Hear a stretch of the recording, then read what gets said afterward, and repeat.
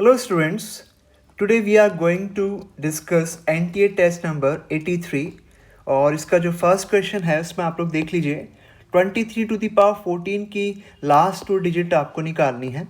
Now we can write 23 to the power 14 is equals to 23 का square whole to the power 7. 23 square होता है students 529 okay और to the power 7. Now 529 को आप लोग लिखें 530 माइनस 1 टू द पावर 7 और जब आप इसे ओपन करेंगे बायनोमियल एक्सपेंशन को तो आपके पास 530 की पावर 7 ऑल्टरनेट साइन के साथ में 530 की पावर 6 आ जाएगा. ऐसे चलता जाएगा और लास्ट टर्म आपके पास है 7c7 और बस माइनस 1 टू द पावर 7 आ जाएगा और उससे पहले 7c6 और 530 की पावर 1 हो जाएगा और -1 पे 6 पावर आ जाएगी. आप लोग देख सकते हैं कि यहाँ से लेकर यहाँ तक की सारी टर्म्स में 10 स्क्वायर 100 तो आपको कॉमन मिल ही जाएगा, यानी कि लास्ट टू टर्म्स को डिसाइड करने वाली ये दो टर्म्स होंगी. तो मैं केवल इन्हीं दो टर्म्स पे कॉन्सेंट्रेट कर रहा हूँ. तो आपके पास ये शुरू की सारी टर्म्स तो 100 टाइम्स इंटीजर हो जाएगी और ये जो लास्ट की टर्म्स है 7c6 को लिख सकते हैं स्टूडेंट्स 7 और ये इंटू 530 और ये आपके पास हो गया -1. तो ये बना 100k.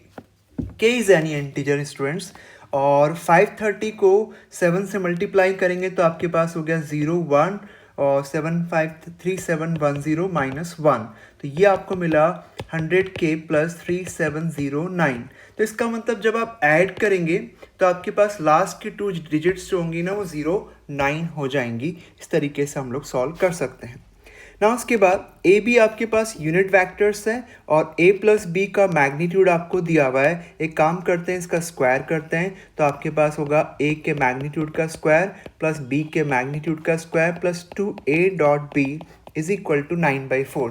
यानी कि a प्लस बी का खुद के साथ में डॉट प्रोडक्ट कर दिया है. तो यहाँ से आपके पास twice of a dot B हो गया 9/4 minus magnitude a square 1 magnitude b square 1 तो राइट में जाकर के 2 आ जाएगा. तो ये आपके पास 1/8 आ गया. ना उसके बाद जो हमें फाइंड आउट करना है उसकी बात करते हैं, इसकी वैल्यू कैसे निकलेगी. एक काम करें, इसका भी अंदर डिस्ट्रीब्यूशन कर देते हैं. 2a डॉट 4a तो ये आपके पास 8 मैग्नीट्यूड a स्क्वायर हो जाएगा. फिर इसके बाद 2a का इसके साथ डॉट प्रोडक्ट करेंगे तो a dot a cross b 0 हो जाएगा. फिर इसके बाद 7b का 3b से डॉट प्रोडक्ट करेंगे तो आपके पास 21b स्क्वायर यानी कि 21 हो जाएगा. फिर इसके बाद a into b a dot b की टर्म्स देखें तो आपके पास आएगी 6a डॉट b और 28a डॉट b यानी कि आपके पास ये बन गया 34a डॉट b. ओके और जब आप a को मल्टीप्लाई करेंगे 2a को इससे डॉट प्रोडक्ट करेंगे तो 0 आ जाएगा और 7b को भी इससे डॉट प्रोडक्ट करेंगे तो 0 आएगा, क्योंकि scalar triple product b dot a cross b 0 बनेगा. ओके तो इस तरीके से स्टूडेंट्स हम लोग यहाँ पे देख सकते हैं. ना उसके बाद ये तो बन गया आपका 29 और ये 17 टाइम्स 2a डॉट b आपके पास हो गया 1/8. ये आप लोग देखें यहाँ पे नीचे यहाँ पे मैंने 8 गलत लिख दिया है, इसको मैं ठीक कर देता हूँ. यहाँ पे 4 आएगा तो यहाँ पे हम लोग यहाँ पे 1/4 यूज़ करेंगे. 1/4 तो आपके पास ये हो गया 29. 4 एलसीएम ले लेंगे. 29 इंटू 4 आपको मिल गया 116 प्लस 17 यानी कि ये आपको मिला 133 डिवाइडेड बाय 4. तो आपका इसका ए आंसर आ जाएगा. ना उसके बाद देखें अगले क्वेश्चन पे मूव करते हैं. आपको इस इनइक्वालिटी को सॉल्व करना है. स्टूडेंट्स आप लोग सबसे पहले इसकी परमिसिबल वैल्यू देख लें. इस स्क्वायर रूट के अंदर जो एक्सप्रेशन है उसको नॉन नेगेटिव होना पड़ेगा. तो ऐसे करके आपको लोग देख सकते हैं प्लस माइनस प्लस. तो ये आपका आंसर इसी के अंदर आएगा जो मैंने शेडिंग करी है. ना उसके बाद दो केस बनाते हैं. एक केस में x प्लस 2 को नेगेटिव ले लेते हैं, तब तो आपके पास ये नेगेटिव, क्योंकि स्क्वायर रूट क्या होता है नेगेटिव से बड़ा होता है, तो ये स्क्वायर रूट है तो पॉजिटिव है. पॉजिटिव और नॉन नेगेटिव होता है एक्चुअली ये तो, और ये नेगेटिव से तो बड़ा आ जाएगा यानी कि पूरा आंसर सही है. दूसरे केस में चलते हैं. x प्लस 2 अगर नॉन नेगेटिव है तो आप इस इनइक्वालिटी में इस वाली इनइक्वालिटी के अंदर स्क्वायरिंग कर सकते हैं. तो x square minus 7x plus 6 is greater then x plus 2 का होल स्क्वायर करेंगे तो आपके पास ये आ जाएगा. और इसके बाद इसको सॉल्व करें तो minus 11x is greater then minus 2 यानी कि x लेस देन 2/11. तो आपके पास जो आंसर है वो 1 इस तरफ आपको आंसर लेना होगा, और लेकिन आपको आंसर या तो -2 से छोटा चाहिए, तो -2 से छोटा चाहिए, या फिर क्या चाहिए स्टूडेंट, 2/11 से छोटा चाहिए। तो 2/11 आपके पास समवेयर यहाँ पे आ जाएगा, तो 2/11 से छोटा चाहिए। तो आप लोग देख सकते हैं कि इसमें कंबाइन करेंगे तो आपके पास आंसर आएगा -∞ से लेकर के 2/11, बिकॉज ये या तो ये चाहिए आपको या फिर ये चाहिए आंसर।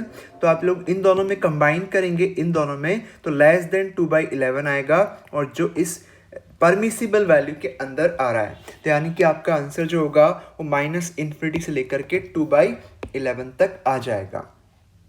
इसके बाद देखें अगला क्वेश्चन बहुत इजी है। आपके पास यहाँ पे इंटीग्रेशन फाइंड आउट करना है। आपको मालूम है कि साइनम जो होता है पॉजिटिव का वो 1 होता है, तो EX तो हमेशा ही पॉजिटिव होता है, तो इसका साइनम 1 हो जाएगा। तो 0 से 2 पाई तक 1 का इंटीग्रेशन करेंगे तो 2 पाई आ जाएगा। इसने कहा कि इंटीग्रेशन k पाई है, तो k तो आपके पास 2 आ जाएगा। तो 2k कितना आ गया आपका, 2k आपके पास यहाँ पे 4 आ जाएगा। तो इसने कहा कि स्मॉलेस्ट प्राइम बताओ ग्रेटर देन 2k, तो 4 से बड़ा स्मॉलेस्ट प्राइम कौन है, 5 है। तो आपका आंसर 5 आ जाएगा। नेक्स्ट क्वेश्चन पे मूव करते हैं स्टूडेंट्स। दो स्ट्रेट लाइन आपके पास है, ए पॉइंट इस लाइन के ऊपर लाई कर रहा है, बी पॉइंट इस लाइन के ऊपर लाई कर रहा है, सी पॉइंट दिया हुआ है, ABCD रोम्बस है, डी का लोकस की बात की है यहाँ पे। तो सबसे पहले तो आपके पास यहाँ पे दोनों लाइंस जो है आपको दिख रहा होगा कि ये परपेंडिकुलर लाइंस है। मान लीजिए कि फर्स्ट लाइन, एक लाइन तो आपके पास ये वाली है 4x + 3y -7 = 0, और दूसरी लाइन इसके परपेंडिकुलर है 3x - 4y + 1 = 0। इसने कहा कि भाई 3x - 4y + 1 = 0 पे तो A पॉइंट है, और B पॉइंट इस दूसरी लाइन के ऊपर है, और फिर C पॉइंट यहाँ कहीं, एक्चुअली C पॉइंट जो -2,5 है वो इस लाइन को सेटिस्फाई कर रहा है, यानी कि दूसरा पॉइंट C भी इसी पे कहीं पे है। तो ऐसे करके हम ज्वाइन कर लेते हैं, ये एक्चुअली ये B हम मान लेते हैं, और ये आपके पास C पॉइंट हो गया। अब इसके बाद D पॉइंट भी आपके पास इस तरह से है कि ABCD रोम्बस फॉर्म कर रहे हैं, ये HK मान लेते हैं। आप लोग देख सकते हैं कि एंगल 90 डिग्री है, ये भी 90 डिग्री होगा, तो DA और DC तो बराबर होगा। क्यों? क्योंकि आपके पास यहाँ पे ये एक रोम्बस है। ओके, C पॉइंट के कोऑर्डिनेट्स आपके पास -2,5 है, तो आप लोग देख सकते हैं DC = DA। अब DC तो आपके पास डिस्टेंस फॉर्मूला से आ जाएगा स्टूडेंट्स, तो ये से लिख सकते हैं √ के अंदर, और D आपके पास हो गया D का लाइन 3x - 4y + 1 = 0 से परपेंडिकुलर डिस्टेंस। एक चीज़ मैं आपको बता दूं कि अगर इस लोकस को भी मैं डिटरमिन नहीं करूं तो यहाँ पे साफ दिखाई दे रहा है कि ये तो पैराबोला होगा, क्योंकि जो D पॉइंट है इसका C से डिस्टेंस और D पॉइंट का इस लाइन से परपेंडिकुलर डिस्टेंस, किस लाइन से, 3x - 4y + 1 = 0 से परपेंडिकुलर डिस्टेंस बराबर है, तो इसका मतलब मूविंग पॉइंट का लोकस पैराबोला बनेगा। तो C आपके पास इसका फोकस बन जाएगा, और जो आपके पास एक्चुअली C पॉइंट तो आपके पास इसका फोकस होगा, और 3x - 4y + 1 = 0 डायरेक्ट्रिक्स हो जाएगी। अब फोकस से डायरेक्ट्रिक्स की डिस्टेंस क्या होती है, आप लोग देखें, मैं अगर डिस्टेंस निकाल लूँ तो ये आपके पास डिस्टेंस आ रही है डिवाइडेड बाय 5, ये एक्चुअली 2a होता है, तो मैं इसका डबल कर दूंगा तो 4a हो जाएगा ना, लेटेस्ट रेक्टम। ओके, तो आपके पास 4a इसके बराबर हो जाएगा। इसको हम फर्दर सॉल्व कर लेते हैं। अपन -2,5 से डिस्टेंस निकाल रहे हैं तो 20 आएगा, सॉरी, तो आपके पास ये बन गया 2/5, और ये माइनस का 25/5 तो 5 हो जाएगा। ये आपके पास 5 हो गया, 5 नहीं सॉरी 25 हो जाएगा ये, तो अल्टीमेटली आपके पास ये 10 आ जाएगा। तो आपके पास लेटस रेक्टम की लेंथ 10 आ गई। हमें लोकस से मतलब नहीं है, लोकस तो हमें पता लग गया कि पैराबोला बनेगा, और हमें लेटस रेक्टम की लेंथ चाहिए। फोकस से डायरेक्ट्रिक्स की डिस्टेंस 2a होती है, यानी कि हाफ ऑफ लेटस रेक्टम, उसका हमने डबल कर दिया, तो आपके पास क्या आ गया स्टूडेंट्स, 4a आ गया, लेटस रेक्टम की लेंथ आ गई है।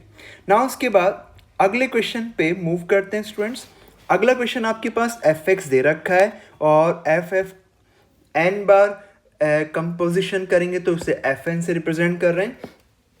F15 की पॉइंट ऑफ डिसकंटिन्यूटी निकालनी है, तो आप लोग देख सकते हैं कि जब f आपका 1 पे कंटिन्यूस नहीं है तो ये f15 भी 1 पे तो नहीं होगा, तो एक तो हमें पता है। अब इसके बाद f(f(x) निकाल के देखते हैं, तो आपके पास f(x) अपॉन f(x) माइनस 1 आ जाएगा। ये f स्क्वायर आ गया, एक तरह से f2x बोल सकते हैं आप इसे, तो ये आपके पास f2x आ गया। ना उसके बाद यहाँ पे f(x) पुट करते हैं तो x upon x minus 1, x upon x minus 1 minus 1 solve करके आपको ये x मिल रहा है, यानी कि आइडेंटिटी फंक्शन मिल रहा है। यानी कि आपके पास पहला तो f(x) हो जाएगा, और दूसरी बार f2 लेंगे तो वो आइडेंटिटी आ रहा है, फिर f3 लेंगे तो वापस से f(x) आ जाएगा। तो ऐसे करके पहले f(x) फिर आइडेंटिटी फंक्शन फिर f(x) ऐसे करके आएगा।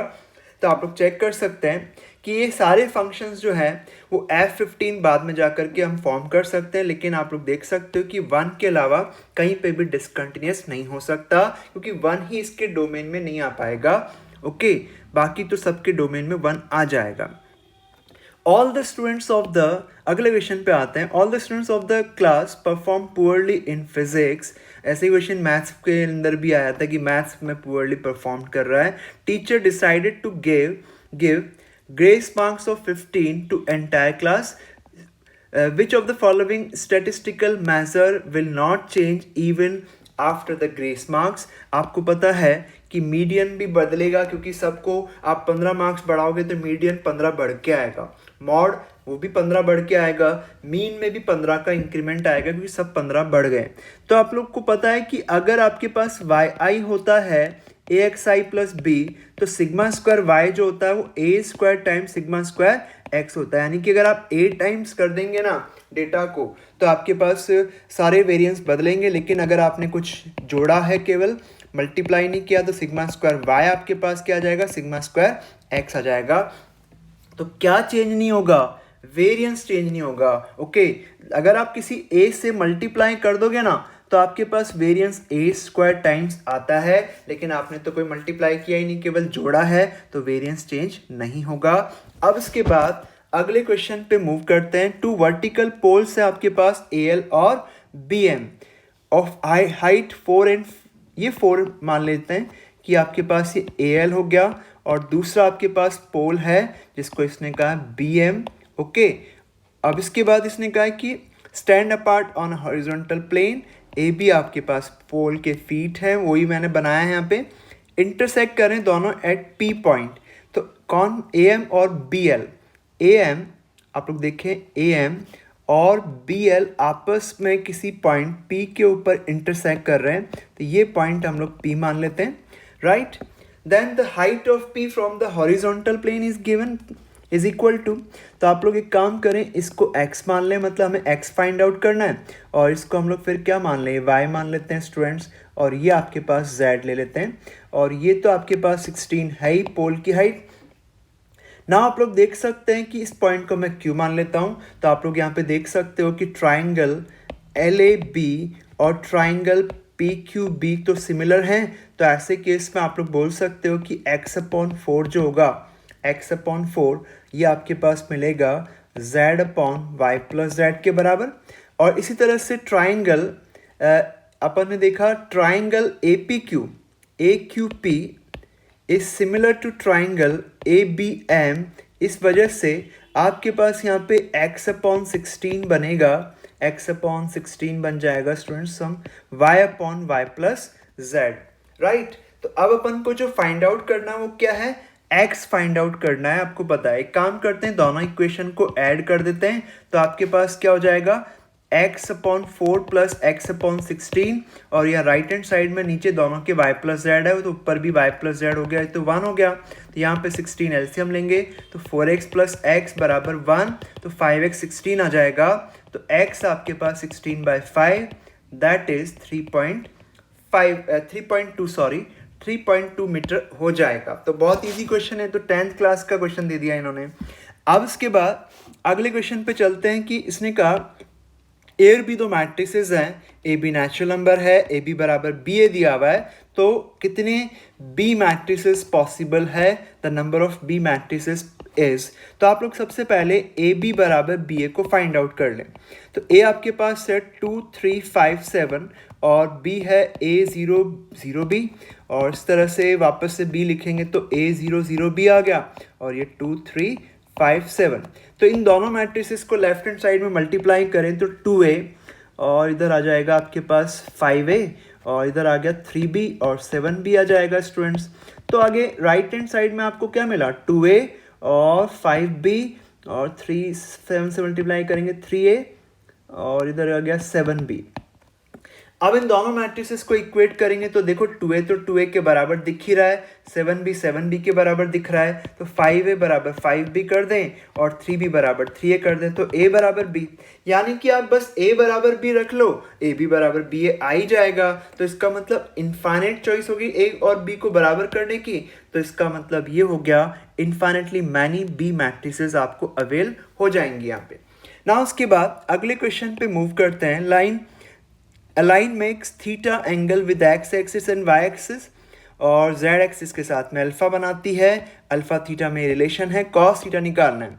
आपको पता है cos square theta plus cos square theta plus cos square alpha 1 आएगा।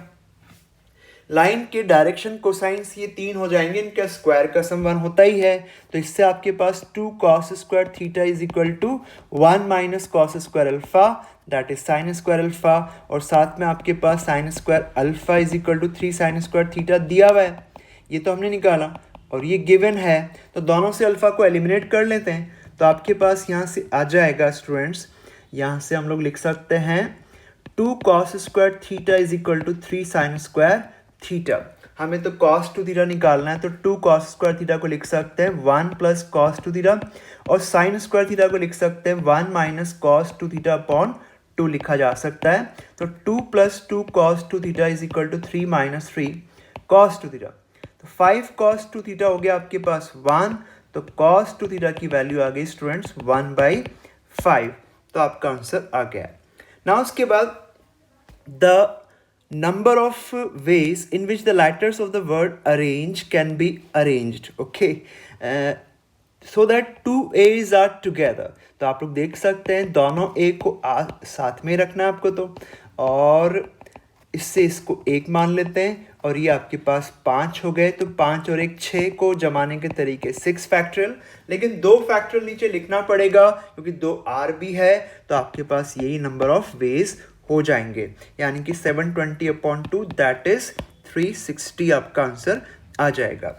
When 2 dice are thrown n times, आपने 2 डाइस को एक n बार टॉस किया, ओके, डबलेट एटलीस्ट 1 टाइम्स आपको लेकर के आना, उसकी प्रोबेबिलिटी 80% से ज़्यादा होनी चाहिए, तो लीस्ट वैल्यू ऑफ n निकालना है आपको, ठीक है ना स्टूडेंट्स। तो सबसे पहले यहाँ पे बर्नौली एक्सपेरिमेंट की तरह ही है ये, डबलेट आना यानी कि 6/36 दैट इज 1/6, और डबलेट नहीं आना यानी कि 5/6।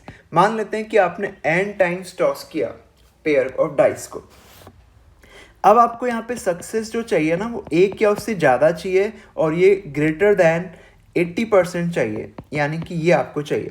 इसे आप लेफ्ट हैंड साइड में लिख सकते हैं 1 minus probability of 0 success is greater than 0.8। Now we can write probability of 0 success is less than 0.2, और 0 सक्सेस की प्रोबेबिलिटी हो जाएगी NC0 और Q की पावर n हो जाएगा स्टूडेंट्स लेस देन 0.2। तो ये आपके पास हो गया 5/6 की पावर n लेस देन 0.2। अब इसमें क्योंकि हमें n जज करना है, तो ये इस तरह की इनइक्वालिटी को सॉल्व करना बहुत ऑब्वियस नहीं होता है, इसमें आपको हिट एंड ट्रायल से जाना पड़ेगा। n को जैसे 6 रख के देख लो, ये 0.8 के अराउंड हो गया, अंदर जो आ रहा है 0.8 का स्क्वायर 0.6 के अराउंड हो जाता है, फिर स्क्वायर करेंगे तो एक्चुअली आपके पास यहाँ पे बार बार करके देखना पड़ेगा कि किस पे आपको 0.2 से छोटा लेफ्ट हैंड साइड मिल जाता है। तो आप लोग अगर नोटिस करें तो n को आपको 9 रखना पड़ेगा, तो ये कम हो जाएगा 0.2 से लेफ्ट हैंड साइड, तो यानी कि n आपके पास 0.9 या उससे बड़ा होगा, तो मिनिमम n आपके पास 9 आ जाएगा। ना उसके बाद अगले क्वेश्चन पे मूव करते हैं। आपको I1 प्लस I2 निकालना है, तो सीधा I1 plus twice side to निकालना है, तो इसी की बात कर लेते हैं स्टूडेंट्स। तो ये आएगा e की power X square plus x e की power X square into, sorry मैंने थोड़ा गलत लिख दिया, मैं वापस से इसको लिख देता हूँ। आपके पास e की power X square cos x plus x e की power X square sine x हो गया, और बाहर dx लिख देते हैं, तो ये i1 प्लस ट्वाइस i2 हो गया। e की पावर एक्स स्क्वायर अगर मैं कॉमन लेता हूँ, एक्चुअली ये एक्स स्क्वायर है, ये ट्वाइस करना था। एक्चुअली ये तो सीधा ही दिख रहा है कि आप अगर D by D x of E की power X square sine X करेंगे तो ये आएगा जो ऊपर इस ब्रैकेट के अंदर दिया हुआ है। तो इसका मतलब इसके डेरिवेटिव का इंटीग्रेशन करेंगे तो यही तो आ जाएगा। तो आपके पास तो ये सिंपल ही हो गया, इतना आसान क्वेश्चन दिया इन्होंने। तो आप लोग देख लें कि इसका आंसर करेक्ट डी आ जाएगा। ना उसके बाद अगले क्वेश्चन पे चलते हैं। अगले क्वेश्चन में आपके पास कहा कि इस ट्रिग्नोमेट्रिक इक्वेशन का सॉल्यूशन फाइंड आउट करें। आप लोग देख सकते हैं कि sine theta minus cos theta, ऊपर यहाँ पे इसके फैक्टर्स हम लोग बना सकते हैं, और sign square theta plus cos square theta plus sine theta cos theta हो जाएगा, और नीचे आपके पास है sine theta minus cos theta, और यहाँ पे लिख सकते हैं कॉस थीटा, ये आपके पास हो गया कॉस थीटा, और नीचे 1 प्लस कॉट स्क्वायर थीटा का अंडर रूट क्या हो गया, कॉसेक स्क्वायर थीटा का under root. Cosec square theta का अंडर रूट होता है मॉड कॉसेक थीटा, और ये -2 इक्वल टू -1 हो गया स्टूडेंट्स। तो ये तो काट देते हैं अपन। तो 1 plus sine theta cos theta, इसको लिख सकते हैं cos theta into mod sine theta, और ये -1 लेफ्ट में ले आते हैं, तो आपके पास ये एक काम करते हैं, ये सब कट जाएगा, -2 -1। ओके चलो इसको बाद में ही काट देंगे हम लोग। आप लोग देखिएगा कि ये तो -1 हो जाएगा, और अब ये 1 से 1 गया। Now sine theta into cos theta is equal to cos theta into mod sine theta आ रहा है, और अगर आपने मॉड साइन थीटा को साइन थीटा लिख दिया तो ये दोनों बराबर ऑब्वियसली हो गए, यानी कि हमें साइन थीटा को पॉजिटिव और जीरो लेना पड़ेगा, राइट। लेकिन एक्चुअली आपने यहाँ पे sine theta minus cos theta को ऊपर नीचे काटा तो वो तो जीरो होना नहीं चाहिए, तो इसको नॉट इक्वल टू जीरो ले लेते हैं, यानी कि sine theta is not equal to cos theta, यानी कि tan theta is not equal to zero, sorry tan theta is not equal to 1 लिख सकते हैं स्टूडेंट्स।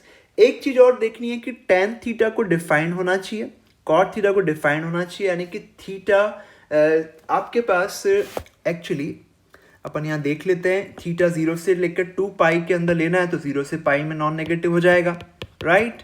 ऐसे तो लिख ही सकते हैं अपन, और साथ में हम 2 पाई भी ले लेंगे, ओके ना, 0 से पाई और 2 पाई, क्योंकि यहाँ पे साइन थीटा नॉन नेगेटिव आपके पास आ रहा है।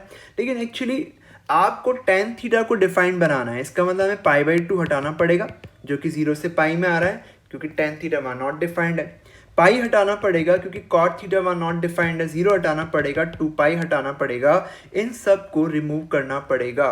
तो ये आपके पास है। इसके अलावा भी एक और चीज़ रिमूव करनी पड़ेगी 0 से पाई में, और वो कौन है, π/4 है। π/4 क्यों, क्योंकि टेन थीटा को हमें 1 नहीं चाहिए, तो आप लोग अल्टीमेटली देख सकते हैं कि ये 0 से लेकर के पाई आएगा, और इसमें से केवल आपको π/4 को और π/2 को रिमूव करना पड़ेगा।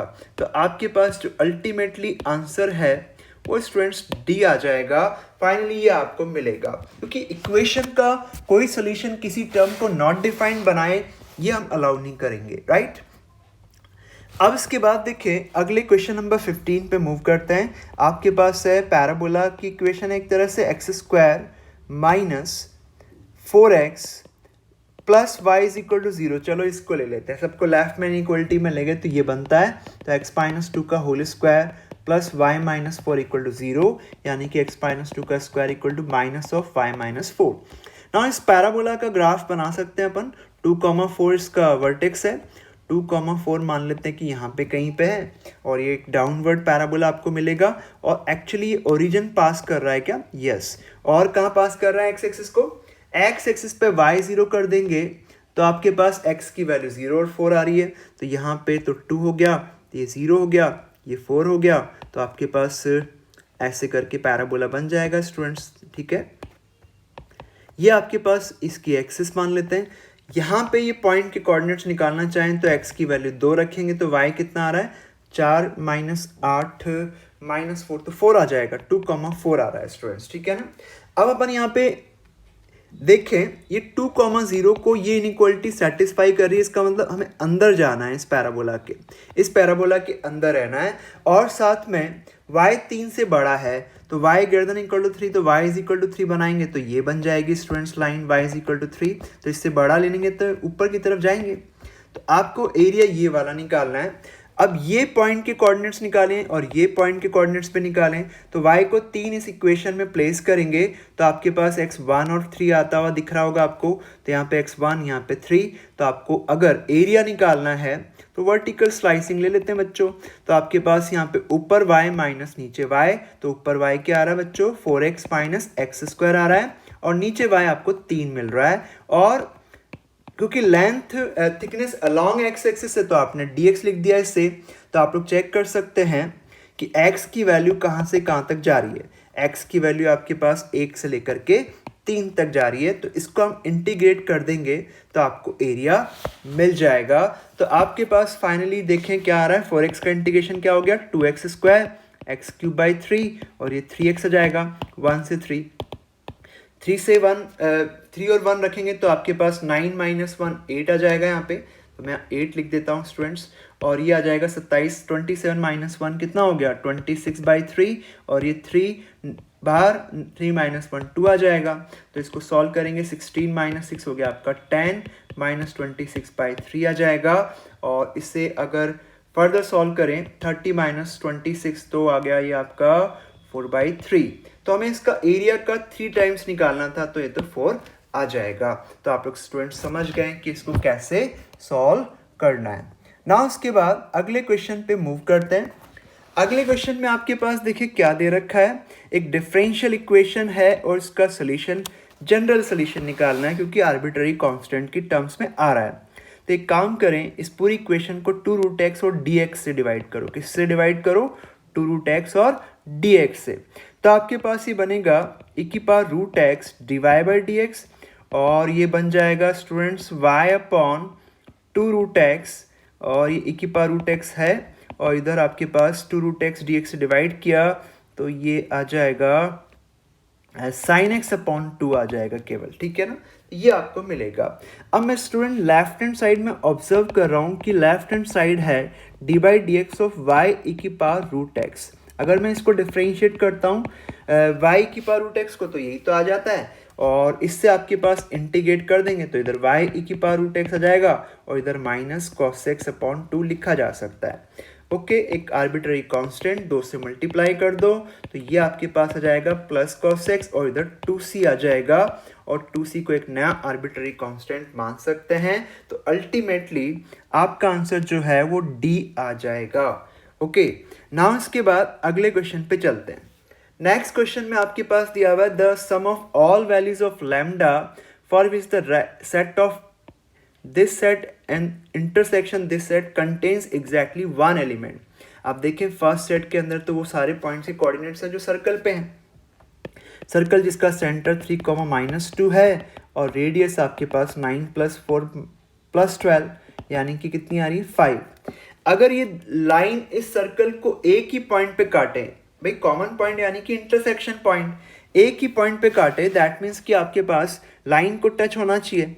ओके, तो कंडीशन ऑफ टेंजेंसी से हम सेंटर से लाइन पे परपेंडिकुलर डिस्टेंस ले लेंगे और ये डिस्टेंस को हमें किसके बराबर करना है बच्चों, रेडियस के बराबर करना है। तो आपके पास ये हो गया 3 - लैम्डा का मॉड्यूलस बराबर, एक मिनट, ये हमने 3, -2 से परपेंडिकुलर डिस्टेंस लेनी है 4x + 3y is equals to lambda की। तो ये आ गया आपके पास 4 रखेंगे 3 रखेंगे तो ये 12 आएगा, सॉरी, ठीक है ना। ये 12 मिल जाएगा आपको, एक मिनट, ये 12 हो गया और 12 - 6 आपका 6 आ जाएगा और ये आपके पास लैम्डा 25 हो जाएगा, 25 × 5 sorry. Now we can see कि 6 - लैम्डा, 6 - लैम्डा आपके पास हो गया तो 25 या फिर -25। तो इससे लैम्डा आपके पास कितना आ जाएगा, इधर -19 और 31 हो जाएगा स्टूडेंट्स, ठीक है ना, 31। तो इन दोनों को क्या करना है, इसने कहा कि भाई इनकी वैल्यूज़ का सम निकाल लो। तो -19 और 31 का सम निकालेंगे तो 12 आ जाएगा क्या, ये 12 आ जाएगा बच्चों, ठीक है ना। अब इसके बाद अगले क्वेश्चन पे चलते हैं। अगला क्वेश्चन में कहा कि बताओ ये रेंज क्या होगी इस फंक्शन की। प्रॉब्लम ये है कि box of x plus one तो हमेशा इंटीजर होता है। Box of x plus one क्योंकि हमेशा इंटीजर होता है और tan ऑफ इंटीजर पाई 0 होता है, तो ये तो एक कांस्टेंट फंक्शन ही हो गया। 0/x4 प्लस वन इज 0, तो एक कांस्टेंट फंक्शन है और हमेशा f(x) 0 आ रहा है, तो रेंज आपके पास 0 आ जाएगी। तो इस क्वेश्चन में तो कुछ दिया ही नहीं इसने। From a point on the line tangents are drawn to the hyperbola. Hyperbola के ऊपर आपने क्या किया, इस लाइन के किसी पॉइंट से टेंजेंट डाली है। एक काम करते हैं, इस लाइन के ऊपर कोई पॉइंट मान लेते हैं। क्या ले लें, y को ले लेता हूँ k, तो x क्या आ जाएगा, x को ले लेता हूँ k। एक काम करते हैं, x को हमने ले लिया k और y आ जाएगा k+2। इस पॉइंट से हमने क्या किया, इस हाइपरबोला पे टेंजेंट्स डाली है और बोल रहा है कॉर्ड ऑफ कॉन्टैक्ट एक फिक्स पॉइंट से पास करती है लैम्डा कॉमा म्यू से, तो म्यू माइनस लैम्डा निकालें। तो आप लोग देखिए कॉर्ड ऑफ कॉन्टैक्ट निकालेंगे तो xk/6 minus y1 upon okay, यहाँ से अपन 6 से मल्टीप्लाई कर देते हैं इसको, तो xk माइनस 3y k+2 बराबर 6 हो जाएगा। अब k की टर्म्स में एक साथ ले लेता हूँ, x minus 3y minus 6y minus 6 बराबर 0। और अगर आप इसको यहाँ पे देखें तो ये एक फैमिली ऑफ लाइन है, ये L1 प्लस लैम्डा L2 बराबर 0 की फॉर्म है। इसका मतलब ये L1 बराबर 0 और L2 बराबर 0 के इंटरसेक्शन से पास करेगी, यानी कि x minus 3y equal to 0 और 6y प्लस 6 बराबर 0 के इंटरसेक्शन से पास करेगी। y माइनस 1 आपके पास आ गया, तो इससे x3 आ जाएगा। तो इसने कहा लैम्डा म्यू, तो म्यू माइनस लैम्डा निकालना है, तो म्यू आपका -1 हो गया और लैम्डा आपके पास हो गया 3, तो -3 करेंगे तो ये तो -4 आ जाएगा। तो यहाँ पे थोड़ी गलती है क्या। ओके स्टूडेंट्स, y को मैंने जैसे -1 यहाँ पे लिया, तो ऐसे केस में जो x आपके पास आ रहा है उसमें मैंने थोड़ा गलती कर दी है। x आपके पास यहाँ पे y को -3 रखने पर x -3 आएगा, तो ये आ गया आपके पास -3। तो अल्टीमेटली आपके पास ये जो डिफरेंस निकालने के लिए कहा है ये आपके पास 2 आ जाएगा। तो आपका आंसर करेक्ट क्या आ गया, ए आंसर आपके पास करेक्ट है। अब इसके बाद देखें, omega cubic root of unity आपके पास दे रखा है और ये आपको रिलेशन दे रखा है a प्लस बी का मॉड निकालना है, ए भी रियल है। 1 plus omega square is minus omega actually 1 plus omega square is minus omega you know, और ये आपके पास a प्लस बी ओमेगा हो गया। माइनस ओमेगा की पावर 8 करेंगे तो प्लस में ओमेगा की पावर 8 आ जाएगा और ओमेगा की पावर 6 तो 1 होता है, तो आप लोग लिखेंगे omega square omega 6 a plus B omega. Omega 6 1 कर देंगे तो omega square equal to a plus B omega आ जाएगा। तो आप लोग देखें a plus B omega minus omega square 0 आ गया। आपको बताएं कि अगर ये कंडीशन आती है तो a b और -1 ये तीनों कोफिशिएंट्स को बराबर होना पड़ता है। तो a प्लस बी का मॉड आपके पास क्या बन जाएगा, -1 यानी कि 2। तो आपका आंसर 2 आ गया, डी आंसर आ गया ना। उसके बाद अगला क्वेश्चन एक सीरीज का दिया हुआ है और इस सीरीज का सम इसने फाइंड आउट करना है, सम नहीं मालूम करना है, 7th टर्म निकालनी है स्टूडेंट। तो सबसे पहले इसकी जनरल टर्म की बात कर लें तो आपके पास ऊपर 1/1 प्लस 3 प्लस कितनी टर्म्स, r टर्म्स आ जाएंगी नीचे, ठीक है ना, ऐसे ही हो रहा है। और 1 + 2 + 3 ऐसे चल रहा है, तो 1 + 2 + r तक जाएगा r टर्म के अंदर, फिर इसका स्क्वायर हो गया। आपके पास 1 से लेकर r तक फर्स्ट r नेचुरल नंबर का सम होगा r + 1/2, ओके, होल स्क्वायर की जगह होल स्क्वायर, और फर्स्ट r ऑड का सम होता है r²। ये r² इस r² से कट जाएगा, तो आपको मिल गया r + 1 का square upon 4। This is tr। तो आपको तो इसने t7 निकालने के लिए कहा है, तो 7 + 1 का स्क्वायर अपॉन 4, यानी कि आपके पास हो गया 7 और 1 8, 64/4, राइट। तो 4 टाइम्स टर्म नंबर 7 निकालना है। तो एक मिनट, इसने कहा 7th टर्म अगर k है तो ये 16 आ गया ना स्टूडेंट्स। तो 7th टर्म आपके पास k है, तो आपको क्या निकालना है, k/4 निकालना है। तो यहाँ से आप लोग k/4 फाइंड आउट कर लें, तो k/4 आपको मिल गया 4 के बराबर, तो आपका आंसर 4 आ गया। ना उसके बाद अगले क्वेश्चन पे मूव करते हैं। अगले क्वेश्चन में आपके पास लिमिट भी दे रखी है और कोई समेशन भी दिया हुआ है। आपको मालूम होना चाहिए कि समेशन और लिमिट जो होता है उसका ऑर्डर बदला जा सकता है। तो मैं लिमिट पहले अंदर ले जाता हूँ। तो आप लोग लिख सकते हैं एक्स की पावर आर माइनस 2 की power r divided by 2r x minus 2। ये तो एक स्टैंडर्ड लिमिट होती है, आपको मालूम है। तो आप लोग लिख सकते हैं कि ये बन जाएगा आपके पास r2 की पावर r माइनस 1, ये बन जाएगा। और नीचे आपके पास 2r है ही, तो ये r से r कैंसिल कर देते हैं स्टूडेंट्स, राइट। तो आपके पास r को 1 से लेकर 7 तक लेकर के जाना है। तो आप लोग देखें कि ये बन गई GP 2 की पावर 0, 2 की पावर 1, 2 की पावर 6 तक आ जाएगा। ओके, तो इस GP का सम निकाला जा सकता है स्टूडेंट्स। तो आप लोग यहाँ पे नोटिस करेंगे कि ये क्या बन गया आपके पास, ए तो आपका 1 ही है इस GP के अंदर, और कॉमन रेशियो इसका क्या है, 2 है। तो 2 की पावर 7 माइनस 1 अपॉन 2 माइनस 1, तो 2 की पावर 7 कितना हो गया, 128, माइनस 1 करेंगे तो 127 आ जाएगा, और डिवाइडेड बाय 2 होगा। तो इसको आप लोग कैलकुलेट कर लें, 2 6 जा, 2 3 जा, 2 5 जा, तो ये आपका आंसर 63.5 आ जाएगा। नाउ नेक्स्ट क्वेश्चन 23 पे आते हैं स्टूडेंट्स। एफ थीटा आपके पास देखिए क्या दिया हुआ है, इसका डिटरमिनेंट ओपन कर देते हैं। कॉस स्क्वायर थीटा 0 माइनस, तो प्लस कॉस स्क्वायर थीटा आ जाएगा, minus cos theta sine theta. यहाँ पे आप लोग इसे ओपन करेंगे तो देखिए क्या बन गया ये, 0 minus minus sine theta cos theta बन जाएगा ये भी। और इसके बाद minus sine theta multiplied by minus cos square theta sine theta, और ये माइनस का साइन क्यूब थीटा। नाउ इसको फर्दर सॉल्व करते हैं स्टूडेंट्स। कॉस की power 4 theta plus cos square theta sine square theta, और ये बन गया आपका cos square theta sine square theta, और ये प्लस साइन 4 थीटा। ये कितना हो गया, 2 sign square theta cos square theta. तो ये तो cos square theta plus sign square theta का होल स्क्वायर ही बन गया, ये तो 1 ही आ गया। तो कांस्टेंट है तो ये तो 1 आएगा, ये सब 1 के बराबर आएंगे। आप लोग को देखना है कि इसमें कुल मिला के कितनी टर्म्स है, π/6, 2π/6, 3π/6, 4π/6, 5π/6, और लास्ट में 53π/6 तक आ रहा है। तो इसका मतलब ये हो गया कि इसमें 53 टर्म्स हैं। तो सम आपके पास हो गया 53 टाइम्स 1, क्योंकि सभी बराबर है। तो आपका आंसर इसमें 53 आ जाएगा, राइट ना। उसके बाद अगले क्वेश्चन पे चलते हैं।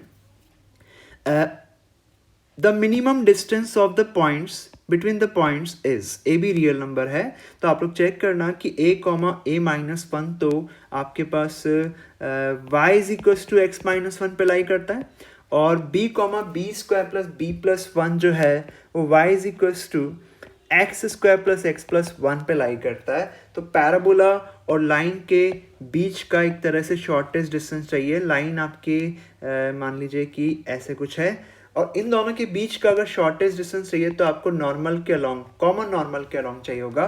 तो अपन एक काम करते हैं कि इस पैराबोला की कोई नॉर्मल की बात करते हैं। तो फर्स्ट इक्वेशन को मैं डिफरेंशिएट करता हूं, तो dy/dx आएगा 2x + 1। तो ये तो क्या हो गया, टेंजेंट का स्लोप हो गया। तो आप लोग चेक कर सकते हैं नॉर्मल का स्लोप क्या आएगा, -1/2x + 1 आएगा। और इसका स्लोप क्या है, इसका लाइन का स्लोप आपके पास है y = x - 1 का स्लोप 1 है। तो इस नॉर्मल लाइन का स्लोप आपके पास क्या आना चाहिए, -1 आना चाहिए। तो 2x + 1 आपके पास कितना आ गया, 1 आ गया। तो स्टूडेंट्स आप लोग यहाँ पे देख सकते हैं कि पैराबोला को डिफरेंशिएट किया, 2x + 1 -1/2x + 1 आपके पास नॉर्मल का स्लोप आ गया, और इस लाइन के स्लोप से हमने नॉर्मल का स्लोप भी लिख दिया है। तो आपके पास dy/dx को हमने क्या कर दिया, 1 के बराबर किया, तो x तो 0 आ गया। x 0 आ गया तो पैराबोला की इक्वेशन में x 0 रखेंगे तो y 1 आ जाएगा। तो यानी कि आपका ये जो पॉइंट है ये 0,1 है। ओके, आप लोग देख सकते हैं 0,1 आ गया। तो 0,1 से बस इसकी डिस्टेंस ले लेंगे हम लोग। एक्चुअली x एक्सिस फिर यहाँ पे ना हो करके x एक्सिस आपकी यहाँ से पास हो रही है, राइट, ऐसे कुछ है। तो 0,1 से इस लाइन की परपेंडिकुलर डिस्टेंस ले लेंगे तो आपका काम हो गया। तो आपकी लाइन है x - y -1 = 0। तो 0,1 से इसकी डिस्टेंस ले लें और वही आपके पास PQ शॉर्टेस्ट डिस्टेंस हो जाएगी स्टूडेंट्स, ठीक है ना। तो 0 -1 - 1 मॉड्यूलस डिवाइडेड बाय √2, और ये आपके पास अल्टीमेटली √2 आ जाएगा। इसने d² पूछा तो 2 आ जाएगा। अब इसके बाद अगले क्वेश्चन पे चलते हैं। नेक्स्ट क्वेश्चन है 2a plus 2b plus c is 0. L1 L2 are lines, L1 L2 are straight lines of the family की straight lines है ये, और which are at 1 unit distance from the point 1,1. Okay, तो आप लोग देख सकते हैं कि ये इक्वेशन सजेस्ट कर रही है कि ये लाइन जो है ना वो 2,2 से पास कर रही है, तो 2,2 से पासिंग लाइन हो गई एक तरह से ये, तो राइट। अब 1,1 से इसकी डिस्टेंस क्या है? 1,1 से इस लाइन की परपेंडिकुलर डिस्टेंस आपके पास क्या है? 1 यूनिट है, right. Then area bounded by L1 L2 and coordinate axis. Okay, देख लेते हैं कि क्वेश्चन क्या कह रहा है। तो एक काम करते हैं, y minus y1 is equals to m times x minus x1, ऐसी लाइन मान लें क्या? क्योंकि ये 2,2 से पासिंग लाइन की फैमिली हो गई है, क्योंकि हमें पता है कि लाइन इस पॉइंट से पास कर रही है, तो ऐसे करके देख लेते हैं। 1,1 से डिस्टेंस लेंगे तो आपके पास ये आ जाएगी √m² + 1, और ये डिस्टेंस आपको 1 दे रखी है, तो ये आ गया -m+1, तो m-1 का मॉड लिख सकते हैं is equal to √m² + 1। Squaring करेंगे तो आपके पास ये आ गया m² + 1, और इससे m0 आ गया, एक नॉट डिफाइंड भी आएगा, क्योंकि इसको यहाँ से जो इक्वेशन आपके पास बन रही है m-1 डिवाइडेड बाय √m² + 1, इसको इन्फिनिटी सेटिस्फाई कर रहा है। यानी कि आपके पास दो लाइंस आ गई है जो 2,2 से पास करेगी। तो 2,2 से पास करने वाली एक तो हॉरिजॉन्टल लाइन चाहिए और एक चाहिए वर्टिकल लाइन, तो ये होती है। तो x बराबर 2 तो ये आ गई, y बराबर 2 ये आ गई, तो इससे बना कोऑर्डिनेट एक्सिस के साथ में जो स्क्वायर बन रहा है एक्चुअली उसका एरिया, क्वाड्रिलेटरल का एरिया 2 × 2 यानी कि 4 आ जाएगा। तो ये आपका आंसर 25 का 4 यूनिट आ गया है। तो स्टूडेंट्स, आपका ये पेपर कंप्लीट हो गया है। वैसे आजकल एनटीए के पेपर कुछ इजी है पहले की कंपैरिजन में, बट नो डाउट अच्छे क्वेश्चंस कई सारे इसमें मिलेंगे। आप लोग को प्रैक्टिस रेगुलरली करते रहना चाहिए ताकि आपको सेल्फ एवेल्यूएशन आप कर सकें। Okay students, thank you, bye bye, thank you for watching. Next lecture में, नेक्स्ट डिस्कशन में मिलते हैं।